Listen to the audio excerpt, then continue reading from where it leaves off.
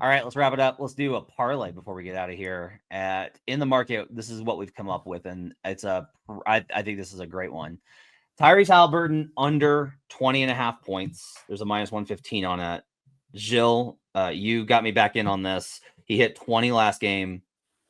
What do you think on going back to Hallie under 20.5? Well, I think the 20.5 is the key number here because I'm seeing some 19.5s right now out there. So again, just shop around, make sure you get that 20.5. But the big thing about Haliburton is just if his 3-point shot isn't hitting, it's really tough for him to get to those 20 points. And those attempts just are dropping as the games go on. So I think if you are going to take that, you would probably want to be looking at like a 3+ 3-pointers or something like that if you were looking at the over on the 20.5. But I just think that Knicks defense has kind of figured it out a little bit where they're going to be able to limit him on that. So I think he's not going to get the points. He's going to try to be more of a distributor like he has been. And so under 20.5, I feel pretty comfortable with that. We're going to add Jalen Brunson, 3+ 3s from Gilles' excellent cap from earlier. And then we're going to take the money line on your New York Knicks, Sean Little. We'll go ahead and take I want to throw in a side on this one. This is the script. This is the Knicks find a way again to get this to 2-2. No one wins at home. We go back to the Garden, 2-2. Knicks money line. You believe they can get it done?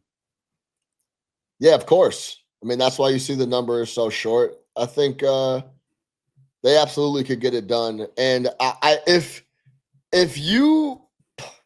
just don't. It's really interesting because this is a personal decision, I think, for a lot of fans and analysts and writers watching, that where the pressure lies coming into this game for. The Pacers like, fuck, we can't drop 2 in a row at home. Just like we just went to the Garden and picked off 2. Now we're going to give away 2 and then go back to the Garden like you mentioned, Matt. Or are the Knicks like, we must win this game to try to get back to the Garden? It's a really tough mindset. That's why these 7-game series are always so special because, man, you could go from game 2 to game 5, and it's damn near a different series. So pick what side you're on. But I feel like the Knicks gave themselves life because I think partly it's like, I don't want to say even if they lose this game, we're going to get back to the Garden, but they bought themselves another game at home. Yes. They were looking dead down the barrel of, we're never going to see Madison Square Garden again. We're in big trouble. They at least bought themselves another game in their building, and I think that's huge for them. Yeah, I think it is. I genuinely think it is. Look, this is going to be the wildest comeback season. The Knicks have 3 20+ comebacks in these playoffs. That's the most of any team since at least 2003, if not longer. That's only as far back as I can check on it. It's absolutely ridiculous. 56% of the tickets are on Pacers money line. 66% of the money on the Knicks.